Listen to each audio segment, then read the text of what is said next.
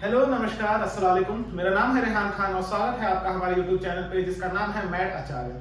तो आज हम लोग पढ़ने जा रहे हैं फार्माकोलॉजी का बहुत ही ज्यादा इंपॉर्टेंट अल्ट्रा टॉपिक जो आपके प्रॉफ एग्जाम में आना ही आना है और कॉम्पिटेटिव एग्जाम से इसमें क्वेश्चन पूछे जाएंगे। ये जीआईटी का पार्ट है और जीआईटी के पार्ट में सबसे ज्यादा क्वेश्चन पूछे जाते हैं पेप्टिक अल्सर से, ड्रग्स ऑफ पेप्टिक अल्सर। तो आज हम लोग वही टॉपिक को कवर करने जा रहे हैं, ड्रग्स ऑफ पेप्टिक अल्सर। तो जैसे कि आप जानते हैं कि इस YouTube चैनल पे हम लोग फोकस करते हैं अंडरस्टैंडिंग पे, ना कि क्राइम पे। कुछ भी रटने पे फोकस नहीं किया जाता है, फोकस किया जाता है सिर्फ और सिर्फ हम हर चीज को समझें अच्छे से, उसको फिर अपने आप को समझ के डिलीवर कर सकें। तो स्टार्ट करते हैं आज का टॉपिक जिसका नाम है ड्रग्स ऑफ पेप्टिक अल्सर। तो जब हम अपना स्टार्ट करेंगे पेप्टिक अल्सर का topic, drugs of peptic ulcer, तो जाहिर सी बात है ये कहानी है पेप्टिक अल्सर की। इसका जो हमारा मेन हीरो है वो क्या है, पेप्टिक अल्सर। तो उससे पहले हम लोग हीरो के बारे में थोड़ा जान लेते हैं कि पेप्टिक अल्सर एक्चुअली होता क्या है। तो अगर वर्ड की बात किया जाए अल्सर, अल्सर का मतलब क्या होता है हिंदी में, छाले। क्या होता है, छाले। एक तरीके से आसान भाषा में समझाए जो छाले हो जाते हैं। अब ये क्या है, पेप्टिक अल्सर है। तो एक तरीके से कहाँ होगा ये, ज्यादातर आपका कहाँ, इसकी लोकेशन कहाँ अकर होता है, तो ये अकर होता है आपका जीआईटी में, जीआईटी में। और जीआईटी के कौन से पार्ट में, जीआईटी के उन पार्ट में जो आपके एक्सपोज होते हैं, किसमें एक्सपोज होते हैं आपके पैप्सिन या एसिड, गैस्ट्रिक एसिड के, गैस्ट्रिक एसिड या पैप्सिन से। ठीक, अब यहां से हमको एक चीज पता चलती है कि जो पेप्टिक अल्सर है, पेप्टिक अल्सर का मेन कॉज क्या हुआ। जो पेप्टिक अल्सर का जो मेन कॉज होता है, मेन कॉज होता है पेप्टिक अल्सर का, वो होता है आपका HCl। तो अल्सर क्या होता है, अल्सर का मतलब होता है छाले। अल्सर का मतलब होता है छाले हमारे बॉडी के अंदर। अब ये पेप्टिक अल्सर इनसाइड बॉडी होगी तो हमारी बॉडी के इनसाइड छालेनुमा स्ट्रक्चर अराइज हो जाता है, उसको पेप्टिक अल्सर कहते हैं। पेप्टिक अल्सर का जो मेन कॉज होता है वो होता है आपका HCl। ये आपका कहाँ देखा जाता है, ये हमारा देखा जाता है आपके जीआईटी में। और जीआईटी में भी कौन से पार्ट में, जो कि एक्सपोज होता है आपका गैस्ट्रिक एसिड और पेप्सिन से। अब जीआईटी में ऐसे कौन से पार्ट होते हैं जो आपका एक्सपोज होते हैं गैस्ट्रिक एसिड और पेप्सिन से। अगर वो पार्ट की बात की जाए तो हमको पता है ऐसे जीआईटी के वो दो पार्ट। अगर ये हुआ हमारा जीआईटी, जीआईटी में तो कौन से दो पार्ट होते हैं, एक पार्ट होता है आपका क्या, स्टोमक, ठीक, और दूसरा पार्ट होता है आपका क्या, डियोडनल। ठीक, ये दो पार्ट होते हैं जो कि एक्सपोज होते हैं आपके गैस्ट्रिक एसिड और पेप्सिन से, जिसकी वजह से इनमें क्या होता है, अल्सर बनता है। जब स्टोमक में होता है तो हम लोग उसको क्या बोलते हैं, गैस्ट्रिक अल्सर। और जब आपका ड्यूडनम में होता है तो उसको क्या बोलते हैं, ड्यूडनल अल्सर। ठीक, ड्यूडनल अल्सर, तो उसमें पेप्सिन का पेप्टिक अल्सर। तो अभी तक हमने क्या देखा, हमने ये देखा जो अल्सर होते हैं उनका मतलब होता है छाले। कहां पर होता है, हमारी बॉडी के अंदर। बॉडी के अंदर कहां पर, जीआईटी में। जीआईटी कौन से पार्ट में, उन पार्ट में जो कि एक्सपोज होते हैं आपके गैस्ट्रिक एसिड पेप्सिन में। अब जीआईटी का कौन सा पार्ट होता है जो कि एक्सपोज होता है गैस्ट्रिक एसिड और पेप्सिन से, वो होता है आपका स्टोमक और ड्यूडनल। जब स्टोमक में होगा तो उसको कहेंगे गैस्ट्रिक अल्सर, जब ड्यूडनल में होगा तो उसको कहेंगे ड्यूडनल अल्सर। तो अभी तक हमने ये देखा था, जो हमारी कहानी थी वो कहानी थी आपकी पेप्टिक अल्सर की, जिसमें हमारा मेन किरदार क्या था, पेप्टिक अल्सर था। अब पेप्टिक अल्सर की मेन वजह क्या थी, वो होती थी आपकी HCl। तो अगर हम लोग ये समझ लें कि जो HCl है उसकी क्या मैकेनिज्म है जिससे HCl रिलीज हो रहा है, तो हमारा कॉन्सेप्ट एक जीवन भर के लिए तैयार हो जाएगा। उससे बहुत सारे क्वेश्चन हम लोग के सॉल्व हो जाएंगे, क्यों हमारे ड्रग्स एग्जिस्टेंस में आए जो आपके HCl को रोकते हैं। तो स्टार्ट करते हैं मैकेनिज्म ऑफ HCl रिलीज। तो एक बहुत ध्यान से डायग्राम देखिएगा, आपका एक बहुत इंपॉर्टेंट कॉन्सेप्ट है। तो देखिए यहाँ पर आते हैं आपके 3 सेल, 1 2 3। जो पहले सेल का नाम होता है उसका नाम होता है पैराइटल सेल, पैराइटल सेल। इसको थोड़ा बड़ा बना लेते हैं पैराइटल सेल को।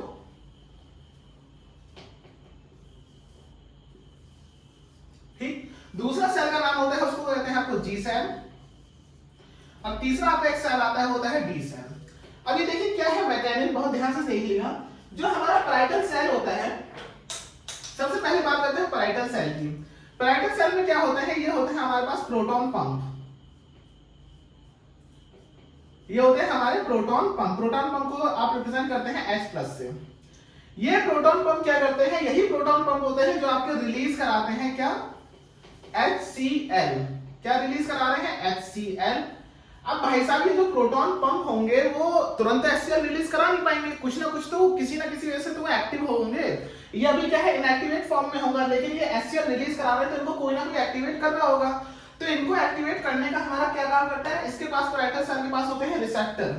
क्या होते हैं सर, रिसेप्टर होते हैं, H2 रिसेप्टर, M3 रिसेप्टर और CCK2B रिसेप्टर। ठीक, ये रिसेप्टर होते हैं आपके पैराइटल सेल पे, जो कि आपको ये एक्टिवेट करा रहे हैं आपके प्रोटॉन पंप को, और ये प्रोटॉन पंप क्या रिलीज कर रहे हैं, HCl रिलीज कर रहे हैं। तो हमने क्या देखा, हमारे पास पैराइटल सेल है, पैराइटल सेल में आपका कहते हैं क्या क्या होता है, प्रोटॉन पंप होता है, प्रोटॉन पंप आपका रिलीज कराता है HCl।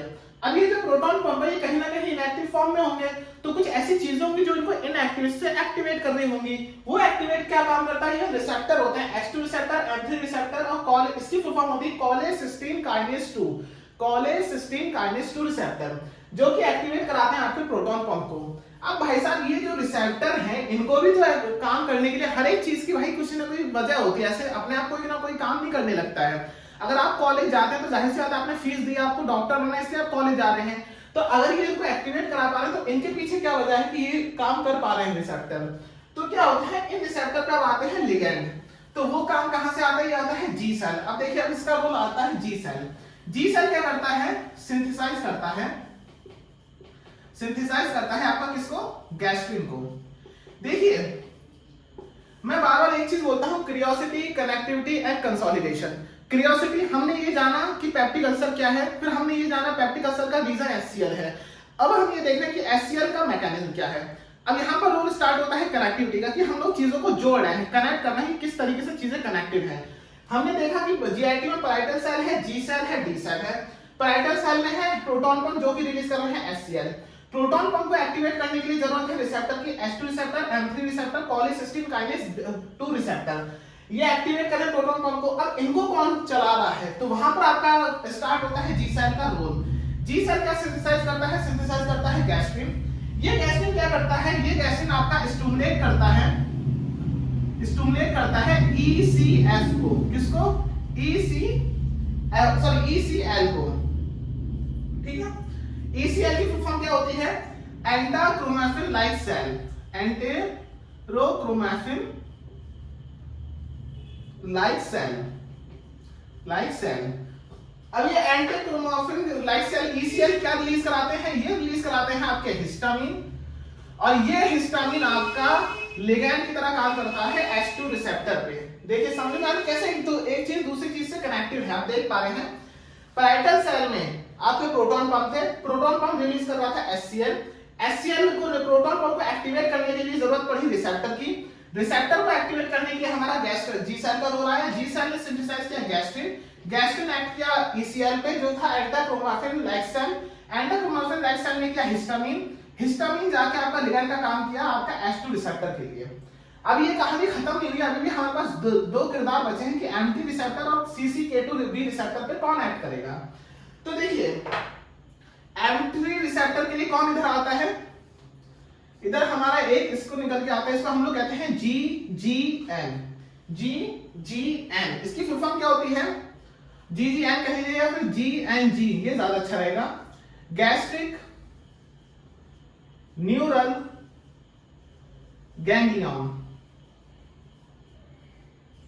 गैस्ट्रिक न्यूरल गैंग्लियन ये कहता है भाई तुम उदास मत हो M3 रिसेप्टर से, तुम्हारे लिए भी मेरे पास कुछ है। और ये भाई साहब क्या देता है, ये भाई साहब देता है एसिटिलकोलिन, ACH, एसिटिलकोलिन, जो कि लिगैंड का काम करता है M3 रिसेप्टर के लिए। ठीक, दो हिस्से खत्म, इसको भी अपना पार्टनर मिल गया, इसको भी अपना लाइफ पार्टनर मिल गया। लेकिन अभी इसका जो तीसरा बंदा है ये बेचारा अभी सिंगल है, तो ये भी मिंगल होना चाहेगा। तो ये किसके साथ मिंगल होगा, ये आपका जो गैस्ट्रिन है, ये कहता है भाई साहब ये थोड़ा थड़की होता है। थड़की कैसे कि इसने एक को तो सेटिस्फाई किया लेकिन इसकी भूख नहीं मिटी, ये दूसरे को सेटिस्फाई करने जा रहा है। ये आपका लिगैंड की तरह काम करता है कोलेसिस्टीन को में भी, CCK2B में भी करता है। ठीक, तो यहां पर हमारी कहानी हुई आपकी पूरी किसकी, HCl के रिलीज की। अब एक चीज देखिए, हमारा HCl रिलीज हो रहा है, HCl रिलीज की वजह से हमारा क्या पेप्टिक अल्सर हो रहा है। लेकिन भाई साहब ये जो HCl रिलीज होता चले जाएगा तो हमारी बॉडी को नुकसान भी तो देगा, तो कहीं ना कहीं हमें HCl को रोकना भी पड़ेगा। तब हमारा इंपॉर्टेंस में आता है डी सेल। अब ये डी सेल क्या करता है, बी सेल आपका रिलीज कराता है सोमैटोस्टेटिन, सोमैटोस्टेटिन, और ये सोमैटोस्टेटिन क्या करता है, इनहिबिटरी इफेक्ट डालता है आपके किस पे, जी सेल पे, या हम लोग कहते हैं गैस्ट्रिन पे। गैस्ट्रिन पे डालता है तो ये पूरी प्रोसेस रुक जाएगी, पूरी प्रोसेस रुक जाएगी। ठीक है, तो अगर हम लोग इसको प्रॉपर्ली कंसोलिडेट करें, अब आता है, अब देखिए कंसोलिडेशन लास्ट चीज पे, क्या हम इसको हजम करते हैं, चीजों को रटना नहीं, चीजों को समझना है। तो हमने क्या समझा अब तक, अगर इसको पूरा रिव्यू देखें, इस मैकेनिज्म को, इस कॉन्सेप्ट को ध्यान से समझिए। क्या कॉन्सेप्ट देखा भाई साहब, पेप्टिक अल्सर का मेन रीजन था HCl का रिलीज। HCl के रिलीज होने के लिए हमारे दिमाग में आए 3 cell, parietal cell, G cell, D cell.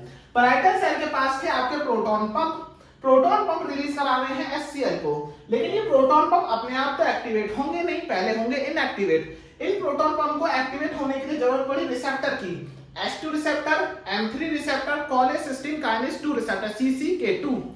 अब ये जो कॉलेज रिसेप्टर है, इनके ऊपर भी कुछ ना कुछ चीजें एक्ट करेंगी, तभी ये लोग एक्टिवेट कर पाएंगे। तो इनको लिगैंड की जरूरत पड़ती है, तो वो लिगैंड कहां से आते हैं, तब आपके एग्जिस्टेंस में आए जी सेल। जी सेल क्या करता है, सिंथेसाइज कराता है गैस्ट्रिन को, गैस्ट्रिन स्टिमुलेट करते हैं enterochromaffin like cell, enterochromaffin like cell release कराते हैं हिस्टामिन को। हिस्टामिन आपका क्या कर रहा है, H2 रिसेप्टर पे लिगैंड की तरह काम कर रहा है। एक पार्टनर खत्म, दूसरा पार्टनर आया आपका M3 रिसेप्टर। M3 रिसेप्टर के लिए किसकी एग्जिस्टेंस आई, GNG की, गैस्ट्रिक न्यूरल गैंग्लियन की। इसने रिलीज किया एसिटिलकोलिन, एसिटिलकोलिन M3 के लिए काम किया। लास्ट बचा CCK2, CCK2 के लिए कौन आया, आपका गैस्ट्रिन ही इसको सेटिस्फाई कराया है। अब हमने ये देखा कि जो HCl था ये रिलीज होता चले जाता है, इसको कहीं ना कहीं स्टॉप भी होना पड़ेगा।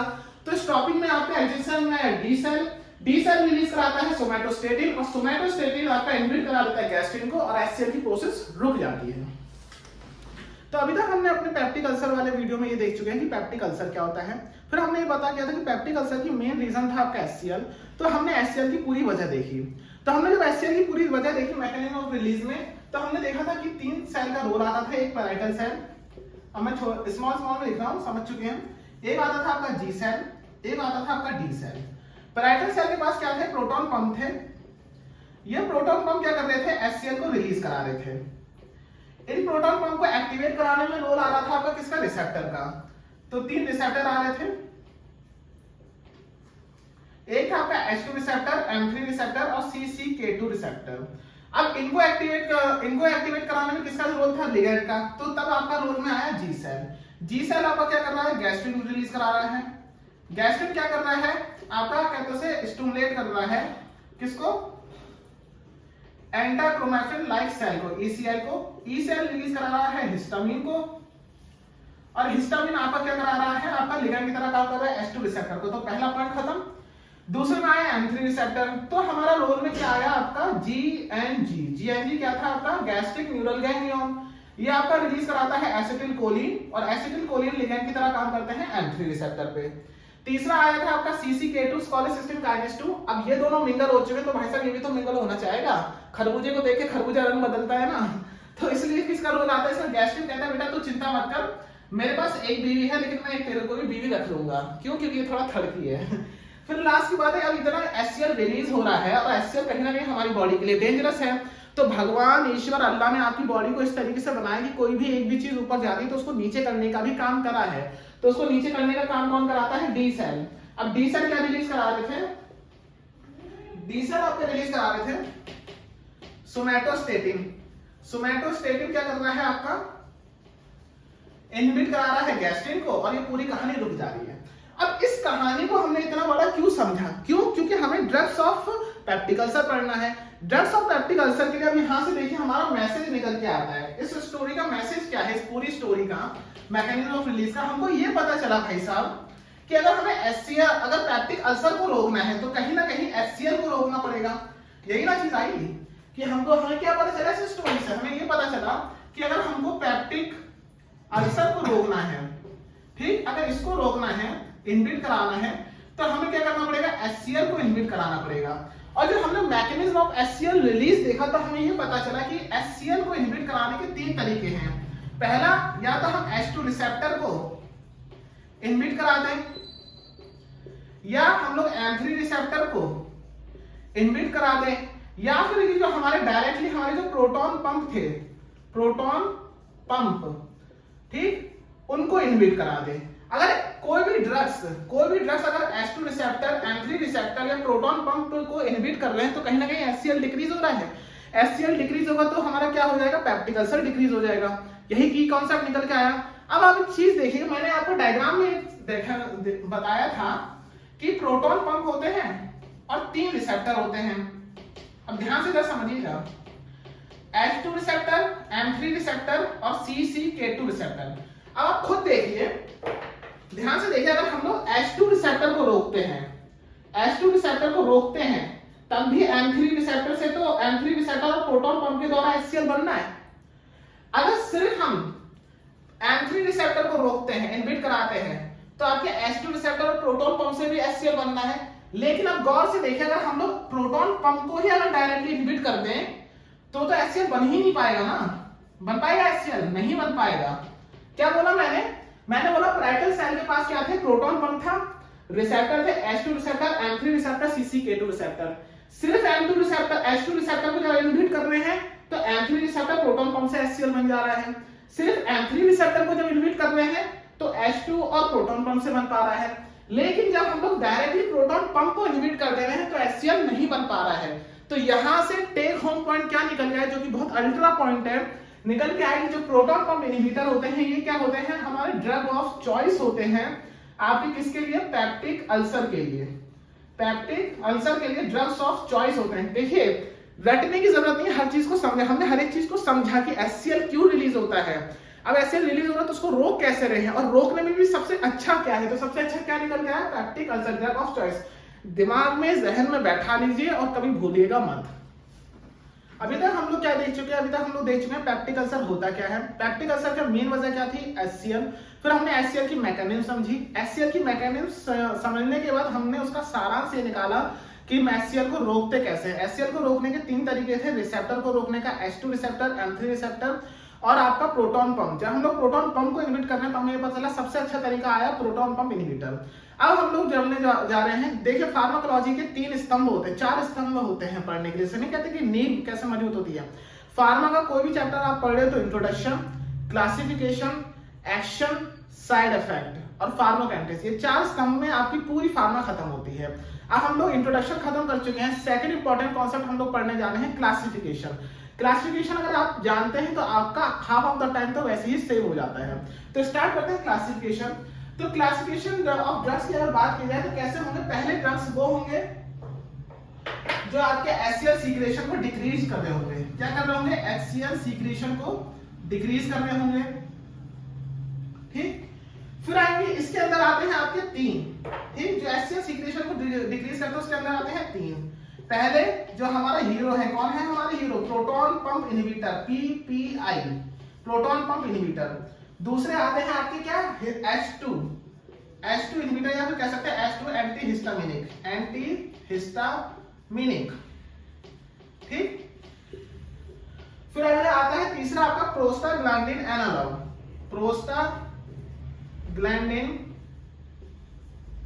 एनालॉग, ठीक। ये आते हैं क्या, जो HCl को सीक्रेट करते हैं पहले क्लासिफिकेशन ड्रग में। फिर दूसरे आते हैं आपके वो कि जो हमारा क्या करते हैं, प्रोटेक्ट करते हैं अल्सर को। तो अभी स्पेस नहीं, उसके हम लोग 2 और देते हैं, वो भी मैं अगले थोड़ी देर में हम लोग एक्सप्लेन करेंगे। दूसरे कौन से होते हैं, जो प्रोटेक्ट करते हैं किसको, अल्सर को। किससे प्रोटेक्ट करते हैं, HCl से, या हम लोग कहते हैं एसिड से प्रोटेक्ट करते हैं अल्सर को। दूसरे ड्रग। तीसरी एक और ड्रग की क्लासिफिकेशन होती है, उसको कहते हैं जो न्यूट्रलाइज कर दे किसको, HCl को, ठीक। इन 3 पार्ट में हमारे ड्रग्स की क्लासिफिकेशन होती है। अभी स्पेस कम है तो अभी पहले हम लोग इसको एक्सप्लेन कर रहे हैं, फिर इन दोनों को भी देखेंगे। हमने क्या देखा, क्लासिफिकेशन ऑफ ड्रग्स 3 तरीके से हुआ, क्योंकि देखो मेन कहानी क्या है, मेन वजह क्या है, HCl है। तो क्लासिफिकेशन कैसे हुई, वो ड्रग्स जो HCl के लेवल को कम कर दे, HCl सीक्रेशन को कम कर दे। फिर वो ड्रग जो हमारे अल्सर अगर मान के चलो हो गए तो और ज्यादा खराब कंडीशन में ना चले जाए, तो कैसे होंगे कि जो प्रोटेक्ट करे हमारे अल्सर को HCl से। और तीसरा जो HCl को ही न्यूट्रलाइज कर दे, तो हमारे न्यूट्रलाइज करते हैं HCl को। तो जो हम पहले की बात करें जो HCl को डिक्रीज करते हैं, उसके अंदर कौन से आए, 3 आए। पहला आया प्रोटॉन पंप इनहिबिटर, दूसरा आया H2 एंटीहिस्टामिनिक और तीसरा है आपका प्रोस्टाग्लैंडिन एनालॉग। तो जो हम लोग पीपीआई की बात करेंगे तो इसमें एक निमोनिक होता है। देखिए इसमें निमोनिक क्या है, दो बॉयफ्रेंड गर्लफ्रेंड थे, ओमे और इसोमे, ठीक है। उन दोनों ने शादी करी, उनके 3 बच्चे हुए, लांसो, पैगो और राबे, ठीक है। अब देखो इसको याद करने का तरीका कितना आसान है। इधर हम लोग लिखेंगे प्रेजॉल, प्रेजॉल, तो देखिएगा ओमे, इसोमे,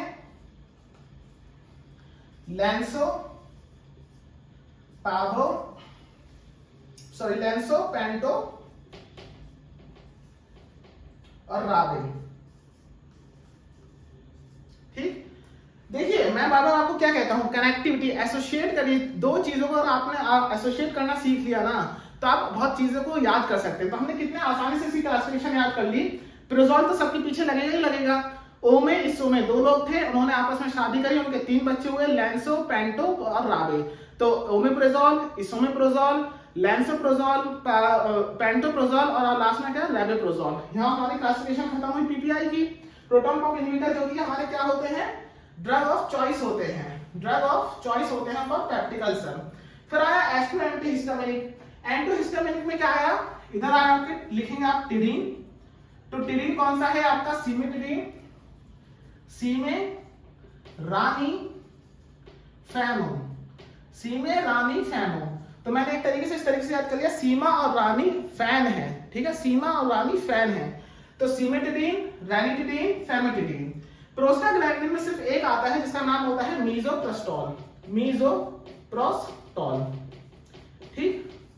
तो हमने बात करी क्लासिफिकेशन ऑफ ड्रग्स में। सबसे पहला हमने किया वो ड्रग्स जो एचसीएल की सीक्रेशन को कम करने हैं। एचसीएल की सीक्रेशन को कम करने उसमें 3 आए थे आपके। पहले आए थे वो जो आपके प्रोटॉन पंप इनहिबिटर थे, दूसरे आए थे आपके क्या, प्रोस्टाग्लैंडिन एनालॉग, और तीसरे थे एस2 एंटीहिस्टामिनिक। जब प्रोटॉन पंप इनहिबिटर की बात करें तो इसमें कौन से ड्रग्स आए, मैंने आपको एक निमोनिक दिया कि ओमे और इसोमे 2 लोग हैं, उन्होंने आपस में शादी करी, उनके 3 बच्चे हुए। तो ओमेप्रेजॉल, इसोमेप्रेजॉल, लैंसोप्रेजॉल, पेंटोप्रेजॉल, रैबेप्रेजॉल, ठीक। फिर एस्टो एंटीहिस्टामिनिक की बात की तो मैंने बोला इसमें टिडीन पीछे लगा दीजिए, और कौन कौन से हो गए, सीमा रानी फैन है, तो क्या सीमेटिडीन, रैनिटिडीन और फैमेटिडीन। फिर बात करिए आपकी कहते हैं प्रोस्टाग्लैंडिन एनालॉग की, उसमें सिर्फ एक आया, मीजोप्रोस्टॉल। तो हमारी बात चल रही थी आपकी क्लासिफिकेशन की। क्लासिफिकेशन में हमने देखा 3 प्रकार के होते हैं, जो एचसीएल को कम करते हैं, जो प्रोटेक्ट करते हैं अल्सर को फ्रॉम एचसीएल, और लास्ट आपका क्या, जो न्यूट्रलाइज करते हैं एचसीएल को। तो जो हमारे एचसीएल को कम कर रहे थे उसमें फिर फर्दर 3 थे, proton pump inhibitor, S2 antihistaminic और तीसरा प्रोस्टाग्लैंडिन एनालॉग। एचसीएल को जो सीक्रेशन को कम करते हैं उनकी बात हम लोग कर चुके हैं। यहाँ पर हम लोग देखेंगे जो न्यूट्रलाइज करते हैं एचसीएल को और जो प्रोटेक्ट करते हैं अल्सर को फ्रॉम एचसीएल। जो न्यूट्रलाइज करते हैं एचसीएल को, इनको हम लोग बोलते हैं एंटासिड। क्या बोलते हैं, एंटासिड्स, ठीक है। एंटासिड आपके 2 प्रकार के आते हैं आपके, कौन कौन से, एक आता है आपका सिस्टमिक और एक आता है आपका नॉन सिस्टमिक। सिस्टमिक और नॉन सिस्टमिक। जब सिस्टमिक की बात करी जाए तो इसके अंदर आते हैं आपके कौन से, सोडियम बाइकार्बोनेट या सोडियम सिट्रेट या फिर सोडियम सिट्रेट। जब नॉन सिस्टमिक की बात करेंगे तो उसमें क्या आएगा आपका, मैग्नीशियम हाइड्रोक्साइड, या हम लोग आ सकता है इसमें एल्यूमिनियम हाइड्रोक्साइड, कैल्शियम कार्बोनेट, और आएगा आपका क्या, मैग्नीशियम ट्राइसिलिकेट।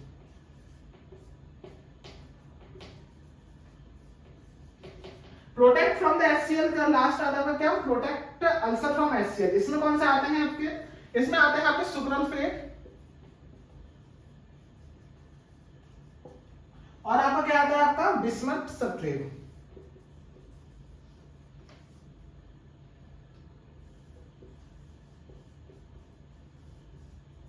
तो हमने क्या देखा, क्लासिफिकेशन की बात करी, इसमें 2 क्लासिफिकेशन आई थी, एक जो न्यूट्रलाइज कर रहे थे एचसीएल को, दूसरे को जो प्रोटेक्ट करते थे एचसीएल को, अल्सर को फ्रॉम एचसीएल। जो न्यूट्रलाइज कर रहे थे एचसीएल को वो थे एंटासिड। एंटासिड में फर्दर 2 आते थे, सिस्टमिक, नॉन सिस्टमिक। सिस्टमिक में आते थे सोडियम बाइकार्बोनेट, सोडियम सिट्रेट, और नॉन सिस्टमिक में आ रहे थे magnesium hydroxide, aluminium hydroxide, calcium carbonate, magnesium trisilicate. जब हमने तीसरे देखे प्रोटेक्ट करते हैं जो अल्सर को फ्रॉम एचसीएल, उसमें आते हैं सुक्रोल्फेट और बिस्मथ सब्सट्रेट, ठीक है। अब हम लोग इस पूरे अपने जितना भी पढ़ा है उसको कंसोलिडेट करते हैं। देखिए मैं बार बार 3 चीज बोल रहा हूँ, सी क्यूब को अच्छे से समझ लीजिए, क्यूरियोसिटी, कनेक्टिविटी, कंसोलिडेशन। क्यूरियोसिटी, हमने जान लिया कि पेप्टिक अल्सर के ड्रग्स क्या होते हैं, हमने जान लिया उनकी वजह क्या होती है, फिर हमने ये देखा क्या, तो सर उसको कनेक्ट किया, दो चीजों को आपस में कनेक्ट किया, अब हम लोग उसको कंसोलिडेट कर रहे हैं। देखिए आपकी दिमाग, आपकी बॉडी में 2 वैल्यू होती है, एक होता है स्टोमक, एक होता है आपका दिमाग। आपके स्टोमक में जब आप खाना हजम करते हो, उसी तरह से आपको दिमाग में जो पड़ा है उसको हजम करना है, आप चीजों को हजम करते हैं। तो स्टार्ट करते हैं कंसोलिडेशन। सबसे पहले हम क्या बात कर रहे थे, हमने बात करी थी ड्रग्स ऑफ पेप्टिक अल्सर की। ड्रग्स ऑफ पेप्टिक अल्सर के लिए हमने किसकी जरूरत पड़ी, पेप्टिक अल्सर होता क्या है। अल्सर को आसान भाषा में क्या कहते हैं, छाले कहते हैं। अल्सर हमारी बॉडी के अंदर कहां पर होता है, जीआईटी में। जीआईटी के कौन से पार्ट में, उन पार्ट में जो कि आपके एक्सपोज होते हैं पेप्सिन या गैस्ट्रिक एसिड के लिए। पेप्सिन और गैस्ट्रिक एसिड के लिए कौन एक्सपोज होता है, स्टोमक या ड्यूडनल। स्टोमक में जो आता है उसको क्या कहते हैं, गैस्ट्रिक अल्सर। ड्यूडनल में जो आता है उसको क्या कहते हैं, ड्यूडनल अल्सर। इंट्रोडक्शन खत्म। फिर हमने देखा कि कहते हैं रीजन क्या होता है, कहते हैं आपके अल्सर का, पेप्टिक अल्सर का सबसे बड़ा रीजन HCl का secretion. Mechanism of HCl secretion की बात करी, मैकेनिज्म ऑफ HCl सीक्रेशन की में हमने क्या देखा, एक सिंपल सा कॉन्सेप्ट देखा कि 3 सेल आते हैं, जिसको हमने बोला एक क्या, पैराइटल सेल, फिर हमने बोला एक क्या, जी सेल, फिर हमने बोला डी सेल। पैराइटल सेल के पास क्या थे, प्रोटॉन पंप थे।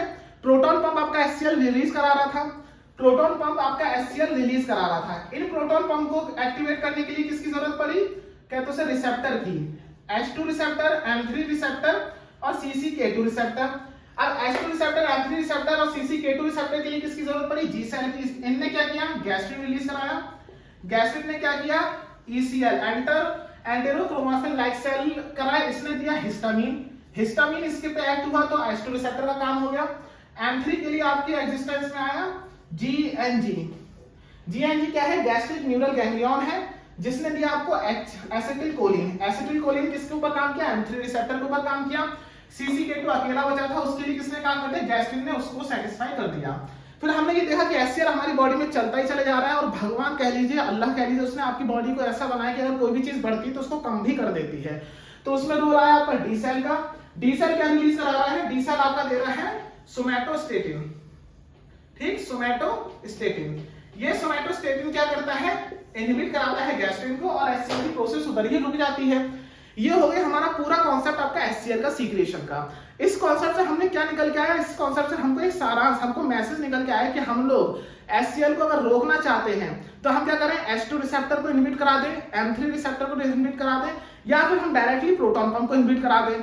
फिर इससे हमको एक और मैसेज निकल के आया, अगर हम लोग प्रोटॉन पंप को इनहिबिट करा दे रहे हैं तो वो सबसे अच्छा इफेक्टिव होगा। तो हमको पता चला कि proton pump inhibitor drug of choice होते हैं पेप्टिक अल्सर के लिए। इस पूरे कॉन्सेप्ट के बाद हमने देखा क्लासिफिकेशन। जब क्लासिफिकेशन की बात करी तो हमारे पास 3 हिस्सों में आई। वो पहले वो जो HCl की सीक्रेशन को कम करते हैं, दूसरे वो जो HCl को न्यूट्रलाइज कर देते हैं, और तीसरे वो जो हमारे प्रोटेक्ट करते हैं अल्सर को फ्रॉम HCl। जो HCl को सीक्रेशन को कम करते हैं उसमें फिर फर्दर 3 हिस्से आए। पहले प्रोटॉन पंप इनहिबिटर, दूसरे हिस्टामिन, H2 एंटीहिस्टामिनिक, और तीसरे क्या आए थे आपके प्रोस्टाग्लैंडिन एनालॉग। जब प्रोटॉन पंप इनहिबिटर की बात करी हमने तो इसके अंदर क्या है, मैंने आपको एक निमोनिक दिया था कि ओमे इसोमे 2 लोग थे, उन्होंने आपस में शादी करी, उनके 3 बच्चे हुए। तो ओमेप्रोजोल, इसोमेप्रोजोल, आपके कहते हैं लैंसोप्रोजोल, पेंटेप्रोजोल और आपके राबेप्रोजोल। ठीक, ओमे, इसोमे, लैंसो, पेंटे और राबे। फिर बात करिए आपके H2 एंटीहिस्टामिनिक की, इसके अंदर क्या आए थे आपके टिडीन, सिमिटिडीन, रैनिटिडीन और फेमिटिडीन। फिर आया आपके प्रोस्टाग्लैंडिन एनालॉग, इसके अंदर क्या आया आपका मीजोप्रोस्टॉल। सेकंड ड्रग क्या थे, सेकंड ड्रग थे आपके जो न्यूट्रलाइज करते हैं आपके एसिड को, उनको हम लोग बोलते हैं एंटी एसिड। एंटी एसिड में फिर फर्दर 2 हिस्से, पहले सिस्टेमिक, दूसरे नॉन सिस्टेमिक।